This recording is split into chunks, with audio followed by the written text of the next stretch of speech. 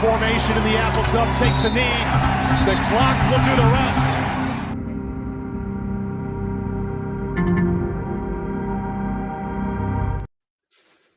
Welcome back to another live edition of the Couch GM podcast brought to you by CuteFan.com. We got a jam-packed episode today. We're doing the Pac-12 expansion draft. We have to do it this week because at any point in time, maybe over this weekend, we're going to be hearing who the expansion universities might be joining the Pac-12. So if you're watching live on the stream, make sure to share your thoughts and comments on who you think the Pac-12 should be adding. If you're watching this or listening to this on the playback, do the same as well. We're going to do a little randomizer to get this started off here. But first off, as a reminder, this podcast is brought to you by CuteFan.com. Check out CuteFan, subscribe to their premium membership for all things Cougar Athletics. And if you or someone you know is thinking of buying, selling, or refinancing on the West Coast, reach out to myself. If you need solar, hit up Dylan in the Twitter DMs. We'd be happy to help you out. And this podcast is also sponsored by Black Label Supplements. Make sure to check out Black Label Supplements. Use code CouchGM for 15% off your order. So let's get into a little randomizer here. I tried to find the quick. Yeah. Well, let's explain. So we're doing 2 rounds. So it'll be a snake. Everyone gets 2 picks, and then we'll go from there. Trying to, I guess, sort of mimic Canzano's report, potentially, that there's 2 that, we were debating numbers between 2 through 4. We thought 2 was appropriate with the schools being discussed. So it's going to be a short draft, but, we're going to get into some of the schools that it could be. Sorry, Connor, to cut you off there. No, you're good. And I forgot to mention, we are also having Mark Garland on at about 9:30 to talk about the College World Series. He's an Oregon State writer and college baseball writer. So let's go ahead and do a screen share here, and we'll get the race underway. I did the quickest version so that we could just get it done with. So it might go very quickly, but here we go. It's the 100-yard rush. Oh, let's go. Oh, wow. Connor. Oh, my gosh. Okay. It was boat racing. Okay. This honestly. This is not rigged. So technically it's myself and then Jackson and then Dylan on that. So lead off and then Dylan on the turn. Sweet. Okay. I can live there. Do it. Let me reshuffle these. So I used a little technology to help me with my picks, to go through all of the different details with figuring out why a university should be added. I broke it up into 4 different boxes. There's revenue potential, there's athletic competitiveness, there's academic profile, and then there's the geographic footprint. And so based on all of that, like I mentioned in our group chat, this is a school that I wasn't really thinking as the number 1 option. Maybe I had some recency bias with another university that I was favoring, but it's actually Tulane was the number 1 pick that I selected. And so basically Tulane is a private research university in New Orleans. They have rivalries with Auburn, LSU, Ole Miss, Southern Miss. They've been in the AAC since 2014. They've been in bowl games 2018 through 2020, 2022 through 2024. 2023, they had 2 NFL picks. 2024, they had another 2. 2025, they had another 2 NFL picks as well. And kind of walking through the details of Tulane, they are a top tier academic school. And that's one of the reasons for this is their academic prestige. They're an AAU level private institution with a $2.1 billion endowment. They're very sound financially from the looks of it. Talking about the geographic, they're in New Orleans, which adds kind of to the SEC footprint. They're SEC adjacent. So that kind of expands out. A downside is the same thing, to where you're having to travel out there. And then athletics, their football team has been solid the past few years. They had a Cotton Bowl. I believe it was a win a couple years ago. They've got significant donor support. What was that? They beat USC in that game. That was a New Year's Six Bowl. That's right. So, yeah, my first pick, Tulane. Sending shockwaves through the draft room. If I'm being, I did not expect Tulane to be going first off the board. Wow. So that sets things up interestingly for me, because I feel like, Connor, technology might have led you astray here. I think the number 1 choice is obvious to me. It's UNLV. Give me UNL. Give me them Rebels. That was my first before I went through this. Right, and I think Okay.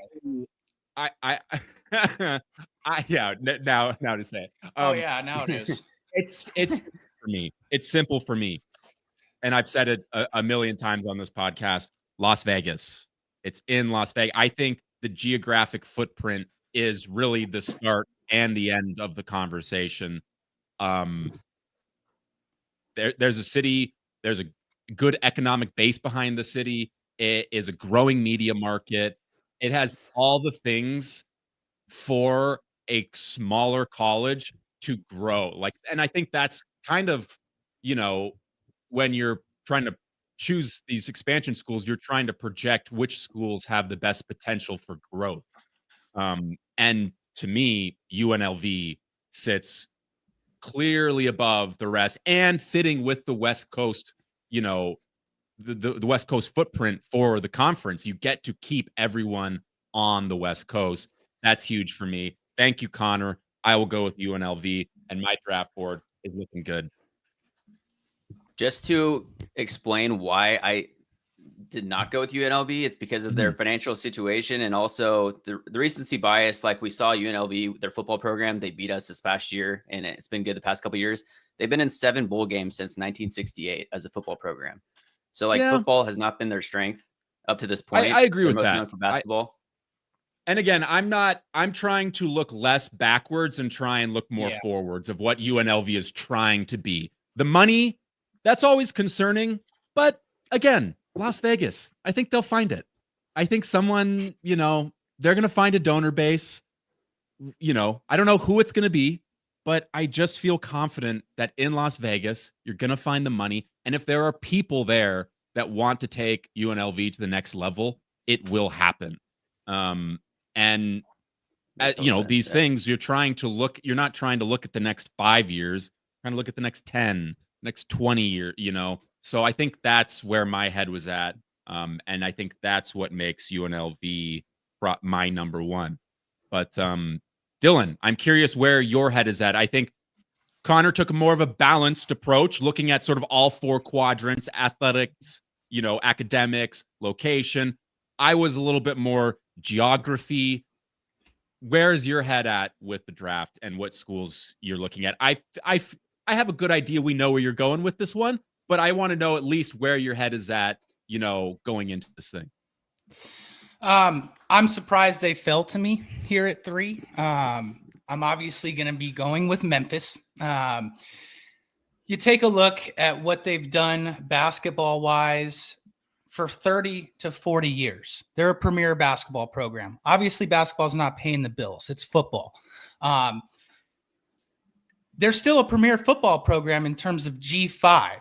And what I'm looking at is, okay, you have 8 teams right now in the Pac-12. You kind of had to shoulder in Utah State because they said, hey, we'll pay our way out. Okay, come on in.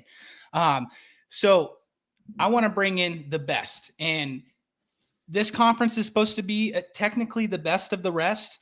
You add Memphis, you give yourself a clear-cut 5th best power conference in college football. And in basketball, all of a sudden, analytics said the future Pac-12 was around 5th in terms of conference strength this year. You add Memphis, all of a sudden, you're right neck and neck with the ACC in terms of basketball power. So I like that. I think what they have in terms of Penny Hardaway there at the program too for basketball, you come in, you've got games against San Diego State, Gonzaga, Colorado State. That would be my plan.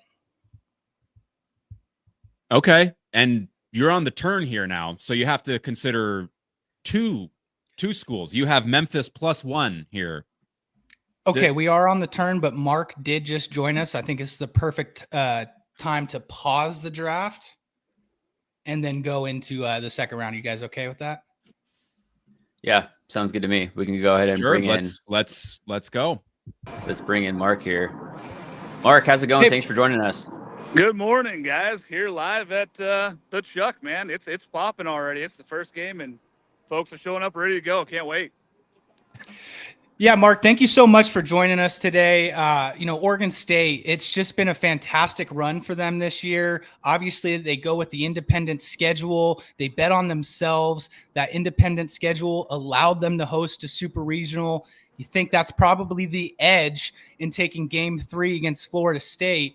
Talk to us about just that journey this year with the team and the school deciding, hey, we're going to bet on ourselves going independent. It was really tough. I mean, it's a tough call, right? There wasn't a whole lot of time between making that decision and trying to build a schedule because you only have about 4 months at that point to say, hey, we got to find a schedule. We got to find enough teams. We got to find enough people to play. It had to be road games. People were not going to come up here on their off weeks in the Big Ten. No SEC teams were going to travel up to the Northwest. I mean, ACC teams weren't going to travel. So you knew it had to be Big 12, Big 10 centered. They did a really good job of trying to build the best that they could. I was concerned that the committee may look at it and say, hey, this isn't a strong enough schedule. We're not going to boost you up enough. RPI numbers show that the road games performed, and the committee rewarded them by saying, being a road warrior team, playing only 19 home games, we're going to give you the opportunity to host. I just posted the College World Series odds here right now. Arkansas, obviously, and LSU at the top of the heap. And then you've got Coastal Carolina, Oregon State, UCLA, Arizona, Louisville, and Murray State. Shout out to Murray State and them, especially with the facilities that they're playing on. Take a look at the scoreboard, some of the field. Hopefully they get some updates. But taking a look at that, who outside of LSU and Arkansas State, I guess, is your dark horse to win the College World Series? Man, I think a lot of folks are putting a lot of faith in Coastal. Now, they probably have the best weekend rotation. They got 3 guys that started 46 games for them, so those guys got a lot of innings. Those guys have a huge strikeout-to-walk ratio. Between those 3 starting pitchers, their strikeout-to-walk ratio is almost 5-1. At the college level, that's almost unheard of, and these guys have been really, really good this season. They're right around 3 to down to 2.5 ERA. They're very competitive, and these guys want to go out there and throw complete games, and their coach gives them the opportunity. Chenal gives them the chance. I'd say if you're looking for a bet that's outside of those 2 teams, Coastal's a good bet. A lot of people are loving the Racers, though. Murray State, man. I mean, they have technically the best offense left in this tournament. 308 hitting. They have 75 home runs. They have 7 guys that hit over 300. They just keep competing. I don't think that they have the pitching to win this thing in this format, but I love the fact that the Racers are here and they're going to hit the ball. Hey, plus 3,500. Oh, sorry, Connor. Plus 3,500. Good money. Throw $10, you might walk away with $350. Absolutely. And if you've seen any of our conferences or talks with Coach, I mean, he loves his guys. He loves being here. And this is a very senior-laden team. So you're looking at a bunch of guys that have a lot of experience. I don't know. What wilder things have happened. Coastal Carolina won this in 16. Fresno State won it in 08. Just saying. Yep. Now, talking about some names in specific, we've seen college names come out of the draft the past few years. Paul Skeens, Dylan Cruz, Jack Caglione, Travis Bazan is going to be making the jump soon here. Who are some big names that are going to be playing in this World Series that you would be on the lookout for? Oh, I mean, number one's Ivar Arquette. He's going to be the top taken position player in the draft this year. He's got all the pieces. He's 6'5". He plays shortstop. He's smooth. He hits. I know that the ball to bat contact was really worried. They were worried about that beginning of the year. Those worries have gone away, the way he's hit the ball this year and how he's done. He's corrected a little bit of the minor things in his swing. He's going to be a top 5 draft pick, I believe. And then you look at some arms. I mean, you got Cade Anderson, who's going to be a top 5 pick. He's sitting right here. Anthony Ianson, he's going to be a first rounder. He's sitting out here for LSU. You got all sorts of dudes that are going to be for Arkansas. It's a really heavy draft for college guys that are coming out right here versus the arms. You're going to see a lot of college arms coming in this draft, and I think that Cade Anderson is going to surprise a lot of people. And we got to see Jamie Arnold last week. There's a reason why he's going to be a top 5 pick. He's that good. And we saw Liam Doyle last week as well. I mean, these are guys that got their teams there because of the talent that they have. You're going to see some of those here this weekend. Mark, you are in Corvallis, correct? I live in Bend, so I live central Oregon, about 2.5 away. But for the game, so I full disclosure, I am not much of a college baseball fan, but my connection point this week has been with the dam of beer cans that was built behind the everyone's seen that sort of taken off in social media. I'm curious, has that sort of ignited something within sort of like local Oregon State? Like it's sort of like caught a fever for the stadium? Is it a little bit more juiced in particular, or is that kind of a standard setting for Oregon State baseball? with what we sort of saw, that little snapshot. It adds to the lore, right? I mean, it's just another thing. The beer can dam was awesome. Yeah. I will tell you right now that I have a source that says that there are going to be 4 beavers sitting behind home plate tonight. And I don't know whether that means they're going to try to build the beer wall, but I do know for a fact that some folks donated and built those seats. So we're going to see some folks sitting right there in that front row. Wouldn't surprise me if they're building up a dam. It's a little bit further away from there. There's actually a front row of seats that's in front for special execs only. But right behind that is that front row. I think it's going to be cool. Story to follow. Story to follow. Keep an eye out for it. But I think you're going to see a ton of Beaver fans in the stands tonight. I'm going to go throughout the stands all night and kind of do interviews with folks and be enjoying the game. But the Beaver fans travel, right? And it's just a crazy stadium at Goss. And Link Jarrett spoke on it today. He was like, hey, that's a crazy atmosphere. He's like, we play a lot of good ACC ball clubs and a lot of cool stadiums. There's nothing like that that's that passionate and knowledgeable fans. Mark, I've got 2 more questions for you before we get you out of here. First question, Dax Whitney today on the mound in the Super Regionals, 10 Ks and 4 2/3. This is a guy that was playing baseball in Northern Idaho, struck out like 75% of his batters. I mean, almost a cheat code for where he is regional wise playing his baseball. What has it meant to Oregon State for him, bypassing the draft, showing up to OSU? And he kind of talked about it in his press conference, like, hey, this is what I laid out and this is what my plan was. And it's somewhat coming into fruition. Yeah, I think that they did a good job of putting him on the Saturday starts this year. I know it's hard for a freshman to go in and play at a big school like Oregon State right away and be in the weekend rotation. But he throws 4 pitches for strikes, guys. I mean, he throws 4 pitches. He throws fastball, slider, changeup, and curveball, the big, slow curveball.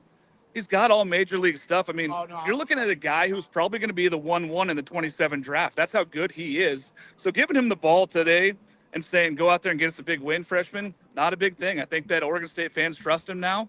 Got to see him develop this year. He just got a little bit better.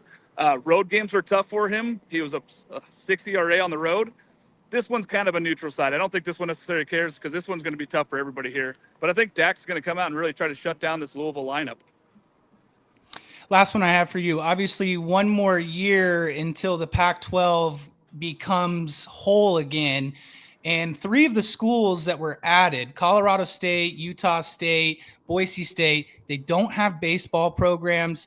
What do you think the plan is in how the conference is going to look as a whole baseball-wise? And is Oregon State concerned about it at all?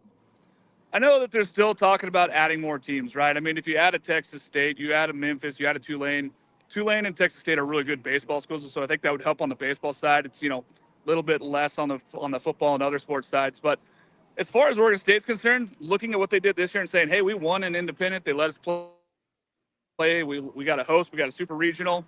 I don't think they're necessarily as concerned about even small conference. They're going to go out and find other opponents. I'd be more worried about the other conference teams going out and be able to find more opponents that they're going to be able to play on the weekends. But Oregon State's going to be just fine, I believe. Mark Garland, I appreciate it. He's live out here in Omaha. Mark, thank you so much for your time. And where can we find your work? College Baseball Central. And then also on Twitter, I got the @Margar0010. I'll be here live a whole week. Awesome. Thank you so much, Mark. Appreciate it. And enjoy yourself out there in Omaha. Thanks, fellas. Have a good day. Thank you. There you have it. I forgot they were in Omaha. I still thought they were in Corvallis. That's my bad. Hand up there. Whoops. All good. And one thing I wanted to play was a quick little snippet from Dax Whitney at his press conference. This is a true freshman who's sitting 96, 97 miles an hour. And as Mark said, a guy that might be the number 1 pick in the 2027 MLB. No being of 11.7. This question's for Dax.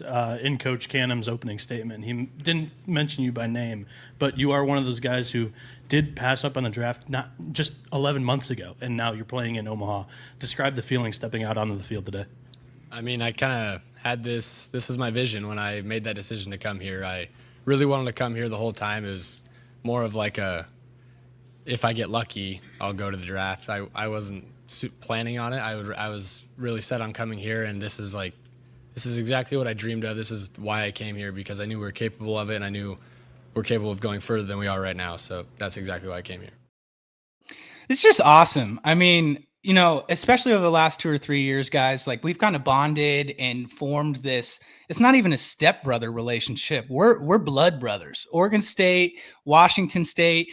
I'm living vicariously through Oregon State baseball. It's like that one Office episode where Michael and Dwight, they go up to the regional sales meeting, and Jim is, you know, up in Philadelphia at the time, season 2, and it's like Jim and his new boss have an inside joke, and Mike's like, "Oh, that's cool. I'd love to be a part of one day.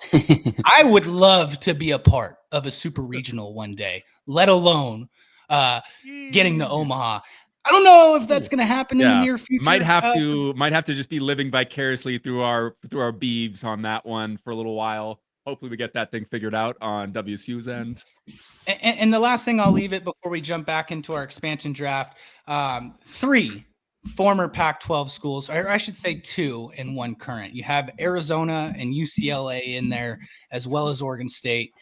It just goes to show you what happened was absolutely horrific to the Pac-12, and I'm gonna end there because I'm gonna go down a rabbit hole. But let's jump back into the draft. All right, Dylan, you're back on the clock. I'm back on the clock. Seamless. And look at that, guys. That's professional podcasting right there. It's like we've done before. This one, interview and then back to the draft. No notes from me, guys. This is great. All right, continue, Dylan. This one's tough. There's a couple schools that I'm looking at in terms of, okay, do I want to go basketball only here? I'm not. I'm going to go all sports. And this is something that if I would have said this maybe 3 or 4 months ago, I would have been laughing at myself. But I'm going to go Texas State here. I don't think I can make that at all. The reason for that is a lot of similarities to what you were saying about UNLV going into the future. I think Texas State is investing in their athletics. It gets you into Texas. Now it's just a pinky finger getting into Texas with Texas State. I'm not saying, hey, we're coming into Texas. Recruiting is going to change drastically, but it should getting into Texas. Mark brought up a good point. You get baseball with them, you get all sports, but the one aspect that is a little bit tough is the basketball team is putrid. They're going to really bring down analytics in terms of the strength overall of the conference basketball wise. But I'm looking at something as I'm betting on a school 5 years down the line, 10 years down the line that might get bigger. And they're showing that they invest in their programs. So I think you can also get Texas State in terms of only accumulating maybe 75% of the media deal. So that's where you can hopefully maybe get creative, where you bring in Texas State in 3/4 of getting media dollars, and maybe you push that towards Memphis. That savings you made with Texas State, you push to Memphis for travel. Yeah, and I guess we'll find out, but I don't think there's probably going to be a lot of appetite for many of these schools coming in to be on any sort of like 3/4 or like a partial share. I don't know that. That's just kind of like a guess. Like, would they? I mean, they're so coming from the Sun Belt, and yeah, I don't know what the payouts are, what that looks like, what would make financial sense for them. But I agree with you.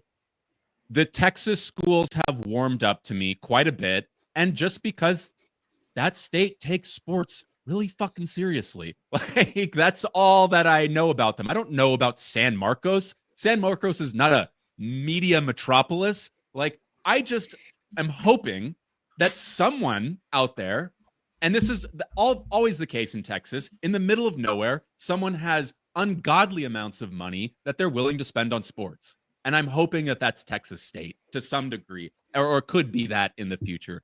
I don't know. But obviously, I am at 5 now. And you would think that maybe UTSA could be off the board next. Certainly a bigger media market in San Antonio. I don't know about you guys, and I realize now that we're one of the only 2 former Pac-12 schools, I feel a connection to San Antonio. I have been there multiple times. I've covered an Alamo Bowl out there. It just feels like a city in Texas that for some reason I'm familiar with and I'm kind of partial to. However, I'm not going to San Antonio. Bit of a surprise. I'm going to the Bay Area. I want basketball only. Give me St. Mary's. Ooh. I want St. Mary's. I think that's just a perfect, you kind of keep them out of the football money pot, and we start adding up units. Get these guys into the get them into the tourney. And I think that, Bay Area adjacent, I believe, is a fair characterization of where they are located. Yeah. I couldn't point that out on a map, but I know it's somewhere in the Bay Area. Great basketball program. And it just feels like a good fit for having the two, Gonzaga and St. Mary's, as the basketball only. You get 8 in football. You have 10 for basketball and other sports. I don't know exactly how that works out. St. Mary's, any good at baseball? I don't know, but maybe could be something there. They are. They actually upset Oregon State in the regional, the first game, and Oregon State had to rattle off, I believe, 5 straight wins to get out of the out of their regionals. So the one other point, sprinkle, one other point I want to make on St. Mary's too. I'm looking at it. Okay, like this is a 5-year deal. It's going to 2031. That's where they signed their grant of rights. I'm looking at Randy Bennett. He's probably in his early 60s. I'll double check the age. But as long as Randy Bennett is coaching that program, I've got full trust in him making the tournament at least 4 out of 5 times in that 5-year stretch. And if they just make the tournament, let's just say they make the tournament 3 times out of that 5-year stretch. Well, that's $6 million in units just by making the tournament without winning a game. Right. And I by no means think St. Mary's is in Gonzaga territory, but I do think if Bennett were to retire, I don't think the program just collapses. I think they have sort of some institutional success within them, like they know how to be a good basketball. Yeah. Some institutional stability.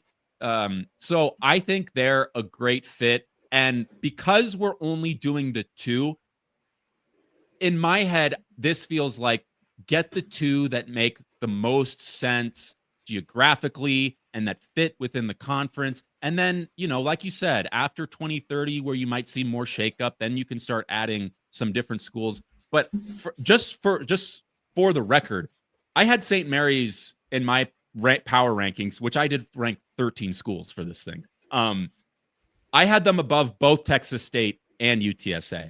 I think Texas State and UTSA are great schools and could be great additions. I just think St. Mary's could be more valuable to the new Pac-12. So and Jackson, going with regionality, I like that. UNLV and St. Mary's. I'm thrilled. I got my 1 and 4 in my rankings. With the second overall selection, I'm feeling pretty good about that. With my final pick, my first pick, Tulane, New Orleans, expanding the geographic range a little bit. Since you didn't take UTSA, that's the one that I'm going to go with. It's San Antonio. Okay. It gets you into Texas. The recruiting there. They've had a solid football program. They won the Conference USA championship 2 years in a row in 2021 and 22. They've been in bowls since 2016, 2020 through 2024. They have rivals with Texas State and North Texas. They play in a very large stadium, 65,000 capacity stadium. It's typically knocked down to 36,000, I guess, for their home games. But get you into Texas, and that's Texas State, UTSA. Either one of those, I think, would be a good add just for the Texas part of it. Okay. The other aspect too is Texas State is a 45-minute drive from Austin, so and I believe it's in the middle of Austin and San Antonio, so it's about an hour from San Antonio. So both of these schools kind of get into those media markets. And what's better than telling some Cougs, hey, let's fly out and get out to Austin, spend a couple nights there, then watch a game in San Marcos. Yeah. Hey, I mean, as well as San Antonio. Yeah. Could be for sure. Cougs get creative wherever they may be. Okay. We've reached the end of the draft, but I want to challenge you guys. We have gotten pretty much the obvious schools, the schools that people have been talking about, who are outside looking in? And maybe it's just one, maybe it's just a couple. We can maybe group think this if we don't want to do it individually, but who are your guys's just once you get past our, Texas State, UTSA, St. Mary's, who's next? If it got to that situation, which we can acknowledge would probably not be a very good situation, but if it got there, who are you looking at as the outside looking in right now?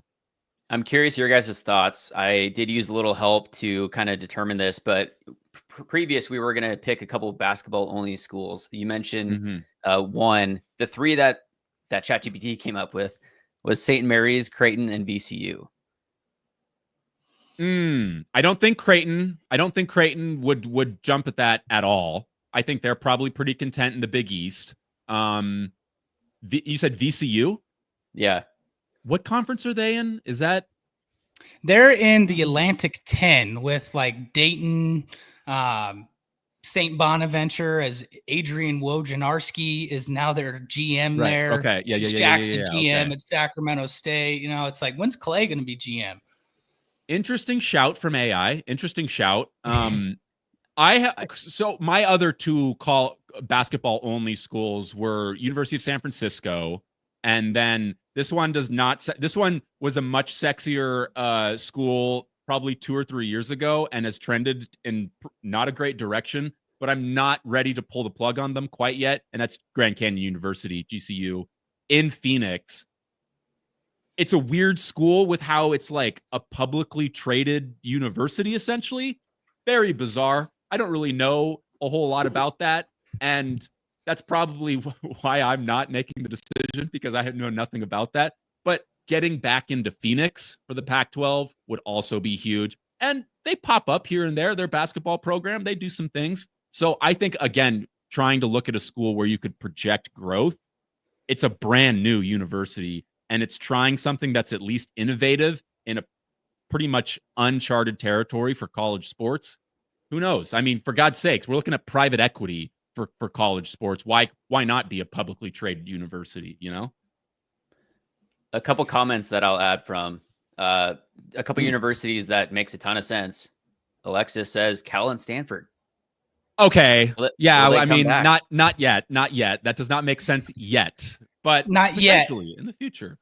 I just don't see Cal and Stanford signing up to be in the same conference as Boise State from an academic standpoint. I think Calford would go independent before they join the Pac-12 again. That might be a hot take, but that's my opinion. And if that's what they want to do, that is their prerogative. But like Cal and Stanford as independents, like, yeah, go for it. Like, I think there's a little bit of difference. I think those schools financially sit above the rest of the Pac-12.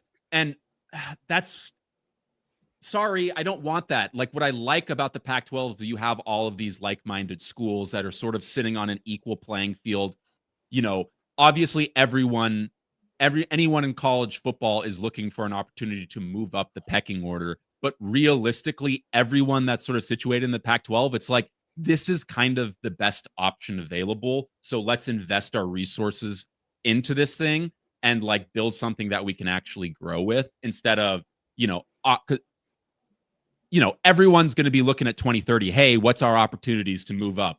I really actually do hope that we can just continue and build the Pac-12 and not participate in whatever that may look like. I don't know if it actually will materialize, but people say it will. So I kind of hope that this thing will stay together. But if we're doing a all sports school, I think now once you get past Texas State, UTSA, we're not considering the basketball onlys. That's when you start trying to make some more calls back over to the Mountain West and see what a Nevada is up to. I had Nevada as the last of, I guess 7, right, in my power rankings with all those, the first 6 being taken between us. And there is some precedence with Nevada football. It's been a while, but the days of Chris Alt, when he coached at Nevada, they were a fantastic program. You had Colin Kaepernick there. They beat Boise State that one year. Their kicker misses a field goal where there was a thought that Boise State could maybe make the BCS national championship. Yeah. Basketball wise, they have just put a ton of money into a new arena. Reno's a cool little spot. My mom lives in Sparks, Nevada. It's kind of, what do they say about Reno? What's the tagline? Oh God. Oh man. I know that's it's the biggest funny though. City it's like the biggest little city. Yeah. Something along the lines. You can gamble. You got Lake Tahoe, 45 minutes. There are some attractions from just maybe being a fan and visiting. Steve Alford, obviously coaching their basketball program, and some thought too that if you were going to get UNLV, it would be a tandem just because the Nevada Board of Regents handle both of those schools. So I don't think that's a bad idea. I would not be mad if we got a combination of Nevada and UNLV, but I don't. Okay, see that. let me pose another question to you. If this was the option, you're getting a package of two schools. You're either getting UTSA and Texas State, or you're getting UNLV and Nevada. Who would you go with? Nevada and UNLV, easy. Okay. Easy. Yeah. Not even a question for me. Connor, you? Yeah. Not as easy. It seems that Psy definitely tough, and like the whole research part of it, like with the UNLV financials that's going on there, has definitely skewed my thoughts in the past. In the recent few days, I definitely wanted UNLV, so I think UNLV and Nevada would be great. But then also getting into Texas with those two universities, they're not big name universities in Texas, but they would help with the recruiting and getting out on more of a national stage. That's tough. I'll say UNLV and Nevada as well. Keep it more regional. Okay. And then I wanted to make my, you said, okay, hey, let's get a third one in just in case. I'm going to go a little bit out of left field here, and I'm going to stay in Texas. I'm going to go with North Texas and the Mean Green. Okay. And, one of the reasons too is it's a growing university, over 40,000 students. The Dallas-Fort Worth Metroplex is, obviously rapidly growing, and it's also an R1 research university. So you kind of get the academic side of things as well. Our former offensive coordinator at WSU, the man who brought us Cam Ward, Eric Morris, coaches there. He's had a couple good seasons, 6 and 7 wins in his first couple years there. So that would be my choice. Obviously, they just lost their basketball coach. They hired the Cleveland State coach to come in there. But North Texas, they've made a couple tournaments in the last 6 or 7 years. They're always probably that second best team in terms of the AAC when you're looking basketball wise. Who's next to Memphis? That's all Memphis has in terms of a quad 2 opponent, maybe quad 1 on the road when it comes to basketball in the AAC. Other than that, it's slim pickings. Yeah, that's an interesting one. I just saw one of the comments, North Texas and Rice as a package, which is just hilarious. I mean, that's the ploy to get Cal and Stanford back, would be to add North Texas and Rice. There we go. Getting some of the R1 universities. Okay, let me pose this hypothetical to you, Jackson. If they added North Texas and Rice, and Calford's like, hey, ACC breaks up, and they decide that they want to go back to the Pac-12, you get no other ads, no UNLV, no Memphis, no Tulane. But if you get North Texas and Rice, and that gives you Calford, are you taking it? I think that's easy. Okay. Well, so in this hypothetical that it's a guarantee that we're getting Cal and Stanford, that is a lot more appetizing. But the reality of the question you were posing would be adding North Texas and Rice now, waiting 5 years, and then once the grant of rights is up for the ACC, potentially, then we could add Cal and Stanford. And who knows whether that would be, the risk of that and potential blowing up in our faces, or the Pac-12's face, is significant, I would say. So hesitant to say yes to the actual reality of the question you just posed, but if it is a guarantee that Rice and North Texas gets me Cal and Stanford back, yeah, I'd consider that one. But again, I'm just so soured by Cal and Stanford. Like, screw you guys. Okay, go. You guys want to go hang out with other R1 universities? Like, then go across to the ACC and do it. If you don't like what's going on the West Coast, then sorry, get out. That's kind of where I'm at with them at this point. The idea of being with other schools who look at you are just like gross. Like, I don't want them in my conference. It was one thing when we were in the old Pac-12 where we were sort of always the underdog, and we were sort of, in a sense, we're happy to be here. But if we're now inviting them back and they're like, ew, gross, WSU and Oregon State, like, no, get out. This is our conference now. And we're recreating in our own name, image, and likeness. The other university that was recommended, and this is actually in the top 6. Now, this is not realistic at the moment for the same reasons because it's in the ACC currently, but SMU is another one. What are your thoughts on SMU eventually? Yeah. Again, they just seem like their pockets are so deep that they'll figure something out they'll buy their way in. Yeah. I think that's what they did. That's kind of the program. That's what they did. Well, that's what they did with the ACC. And then, like, okay, if that falls apart, then we just try the Big 12. I don't know. Well, I don't know what'll happen. Well, remember originally the plan was when it was just UCLA and USC leaving, and the hope was that Washington and Oregon were going to carry the flag for this conference going forward. The ads were going to be SMU and SDSU. I mean, if you take a look at that conference, yeah, you lose UCLA and USC, but really, what has UCLA ever done in college football? What have they done? They have done nothing over the last 30 years. I was going to say, when you start looking 10, 20 years, like in terms of the teams that departed of realistic universities to potentially come back, is like, does UCLA, it just feels like UCLA is just hemorrhaging money in all of these endeavors in the Big Ten. And it's like, does it get to a point where they're just like, guys, this just isn't us. Like, we're losing money every year doing this. We're not being competitive. Maybe we just do come back to the Pac-12. It makes more sense for us. But that's like something that's a 10, 20 year conversation, I think, not an immediate conversation. So if I'm looking at all those schools, I think potentially, UCLA could be the one that wants to get back in the mix, opposed to the rest of them.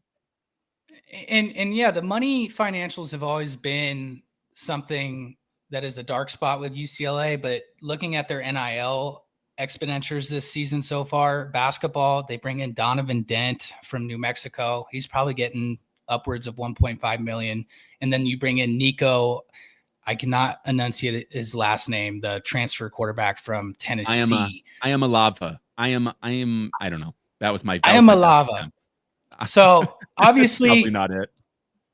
And them in Penn State, there was an article that they dipped into private equity, and that, I guess that will be our transition into the Boise State Jeremiah Dickey AD comments last week.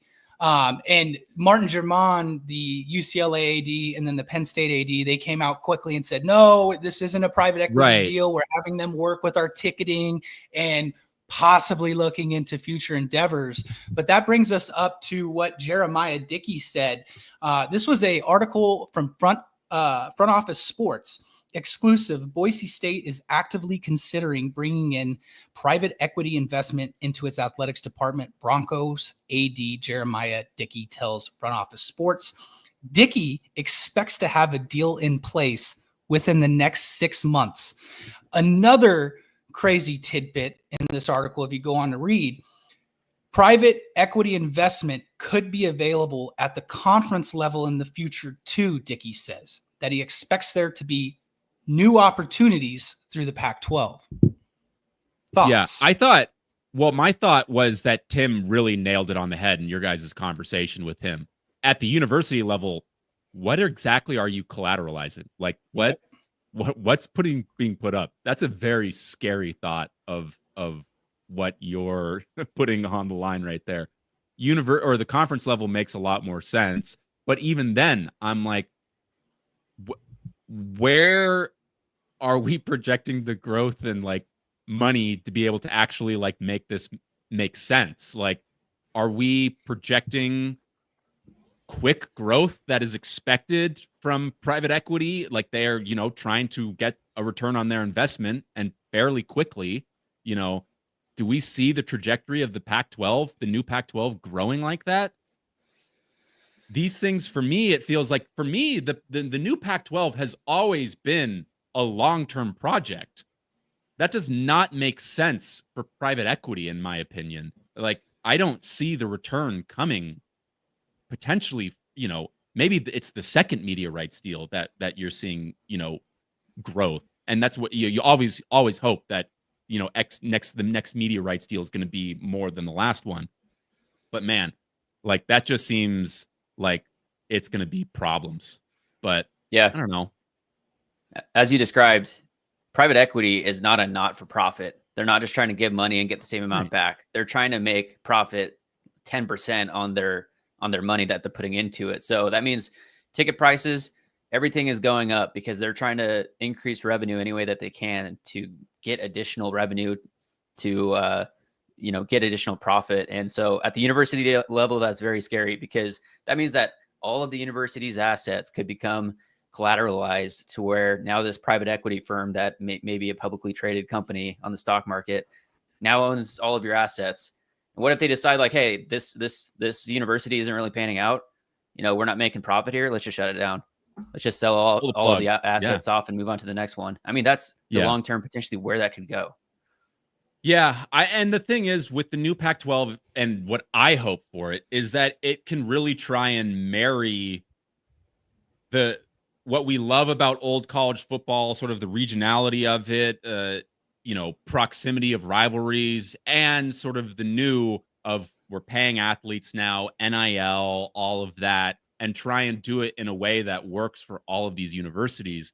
And private equity just feels like the opposite of what would work for these smaller universities. Private equity feels like it would work for bigger, even like I know like Texas and Ohio State and these schools, like because those are professional. They're not short for cash, but like they could support, I think, private equity money and feel comfortable that they can get a return, that there will be a return on the investment for the PE firm. I just don't feel that the Pac-12 can say this. Any school or the conference can feel the same about that. Mark has a comment here. Yeah.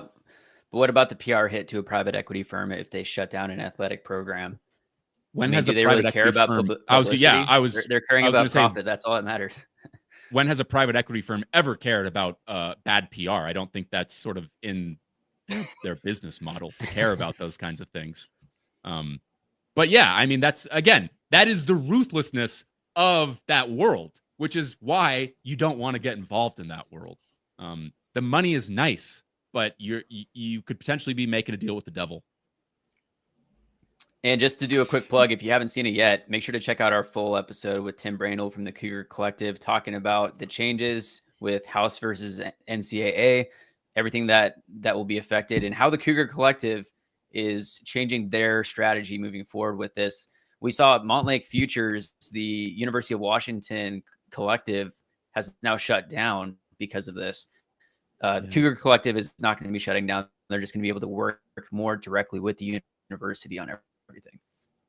Yeah, that was one of the things that I would have loved to have, and Tim only has so much perspective on this, I think, but he was sort of laughing at the idea that they were shutting down Montlake Futures. I guess what I really sounds like pay for play. Well, hey, I don't know. I don't know what he knows, what his thought behind that was. But the question I have is, because, as much as I don't like University of Washington, I don't believe the people running the school are a bunch of idiots. Like, I think they saw something that was like, this is a smart decision for us, but WSU looked at the same situation, said, no, this is not a good, we want to keep the Cougar Collective. Why? I just want to know what are the different factors is it smaller universities like WSU, maybe geographically a little bit more complex, kind of out there, not in big media markets? Does it make more sense for those schools to keep their collectives and for the bigger sort of media market schools to not? I'm just trying to understand what's the difference and why one school would say we don't need this and another school, and quite frankly, like nationally, because I'm only familiar with what's going on in Washington.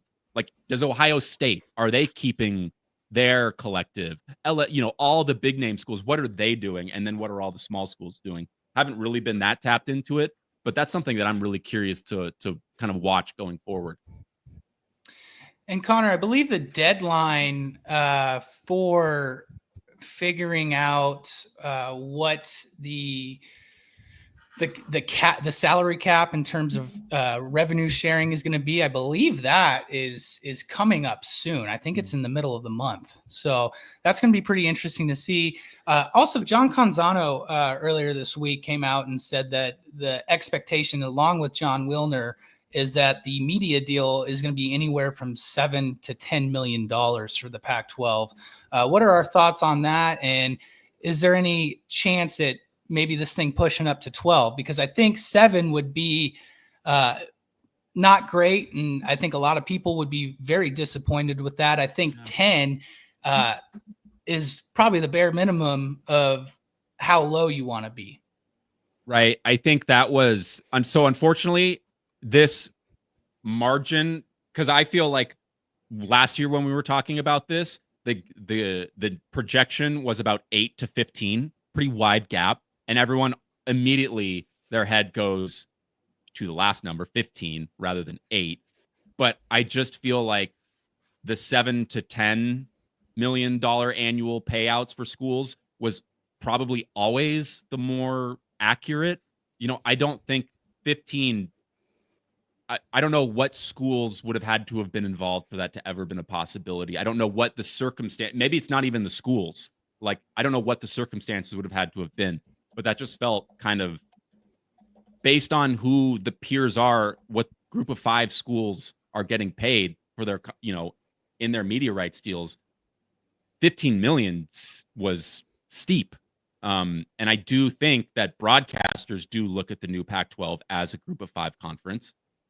Regardless of whether we're on the masthead of all the House settlements as a Power 5 conference, which is great. And I think it still should be used as an argument for as long as we possibly can to claim some sort of autonomy. I don't know how that all works, but I'm not frustrated with, 7, 8, 9, like it just is what it is.